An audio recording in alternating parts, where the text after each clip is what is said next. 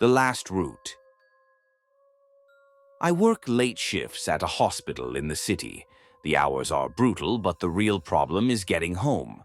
Public transport at 2 a.m. is different. Quieter, yes, but also unsettling in a way I can't explain.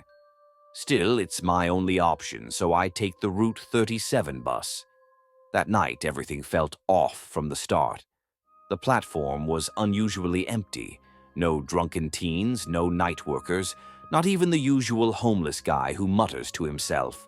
Just me, and a flickering overhead light that made everything look like a stuttering film reel. When the bus arrived, it wasn't the usual driver. This one wore a cap pulled low, face in shadows. He didn't speak, just opened the door. I stepped on and scanned my card. The reader didn't beep. I froze, but the driver didn't say a word, just stared ahead, hands gripping the wheel. I moved to the back. The bus was empty. Not just empty, silent. No hum of other people's headphones, no coughs, no engine noise. Even my footsteps felt swallowed by something. We pulled away. City lights blurred by, but the route was wrong. We weren't heading toward my neighborhood. At first, I thought maybe I was just tired seeing things. But we passed abandoned warehouses, places the regular 37 doesn't even go near. I pressed the stop button. No ding. Nothing. I stood up and walked to the front. "Excuse me?" I said. The driver didn't respond. "Hey, I need to get off." Still nothing. Just that tight grip on the wheel, knuckles pale.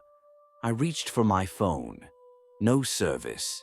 Then I noticed something in the mirror above the driver's head.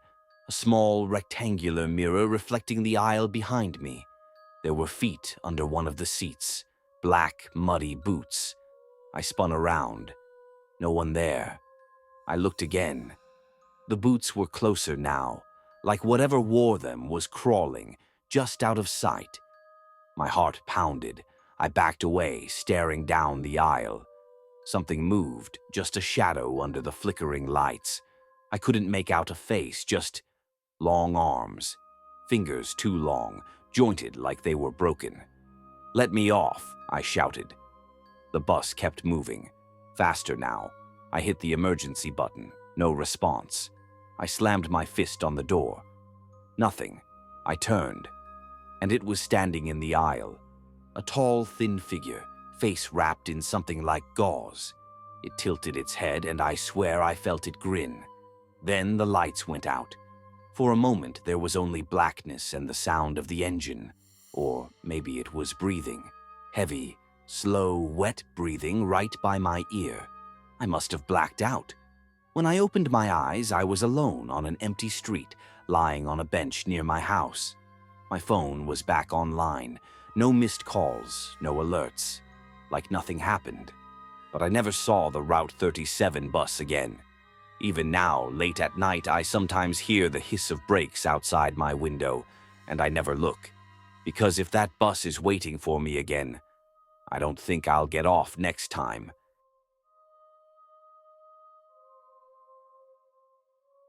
Don't look at car 6. I take the last train home from the city almost every night. It's a straight shot. 45 minutes through quiet suburbs. Normally, it's uneventful, boring even.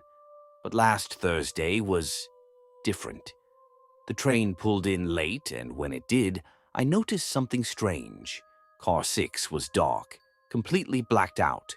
No lights, no movement. I usually sit in car 5, but my usual seat was taken. I shrugged and moved forward. Car 6's door was open. I hesitated. Every instinct said don't. But I stepped in anyway. It was freezing inside, colder than it should have been, and quiet. Not just because no one was talking.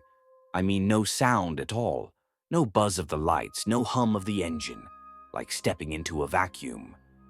The lights flickered once, then stayed on, dim, yellowish, enough to see that the car was empty. I picked a seat near the back and sat. Immediately, I felt watched. I I tried to ignore it, pulled out my phone. No signal, of course. Then I noticed the ad posters above the windows. They weren't right. Where there should have been ads for phones or insurance, there were faded, torn paper sheets with weird hand-drawn symbols. Circles inside triangles, shapes that seemed to shift when you looked at them too long. One had writing scrawled in shaky marker. "Don't look when it moves." I looked away, laughed nervously. It was probably an art prank or something. Then the lights cut out. Just for a second. When they flicked back on, someone was sitting 3 rows in front of me. They hadn't been there before. I'm sure of it. I couldn't see their face, just the back of their head, short hair, wearing a coat too big for their frame. They didn't move. "Hey," I said, "you okay?" Nothing. The train rocked a little. I blinked. Now they were 2 rows in front of me. I stood. What the hell? They didn't turn around, but their head twitched, like they were listening. Then the lights went out again. When they came back on, they were sitting directly in front of me. Their head turned too slowly, like it wasn't connected right. Their face wasn't right. Skin pale and stretched like wax. No eyes, just empty dark sockets that seemed to pull the light around them. Their mouth was open just slightly, and I could hear breathing, raspy, wheezing, not from them but from behind me. I jumped up and ran to the door, slammed the button. It didn't open. Then the car behind me opened on its own. I turned and bolted through it, not looking back. I didn't stop until I was in car 3, surrounded by a few sleepy commuters who looked at me like I was insane. I didn't care. The rest of the ride was silent. Normal. But when I looked out the window as we passed another station, car 6's lights were off again, but I could just barely see a shape at the window, watching me. Next stop.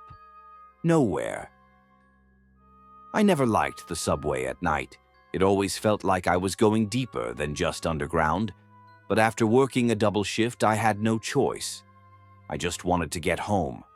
The platform was nearly empty when I arrived, just one guy pacing and muttering to himself. I avoided eye contact.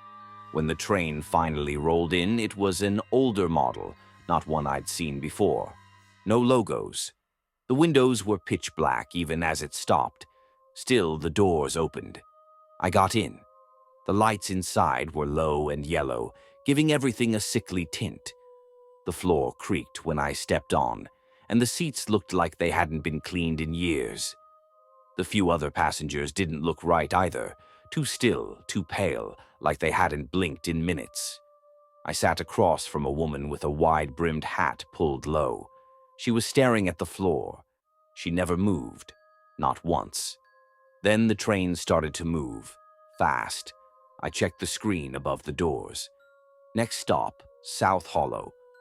I'd never heard of that stop. I checked the subway map above me. South Hollow wasn't on it. I got up and walked toward the next car. The door was locked. I turned around.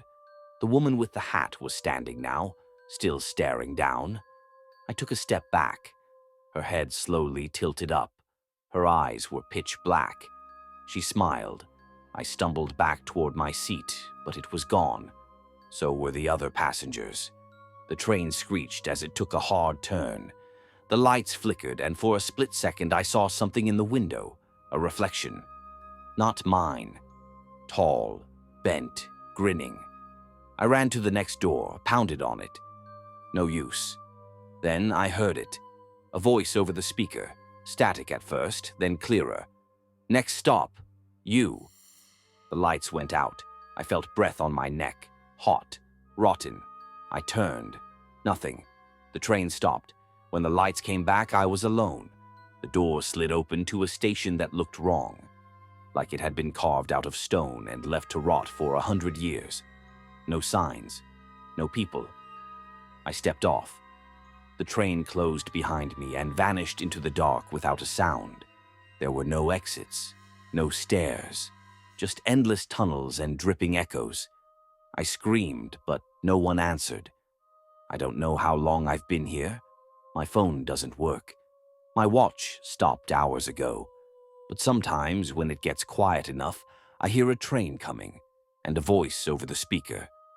Next stop, nowhere.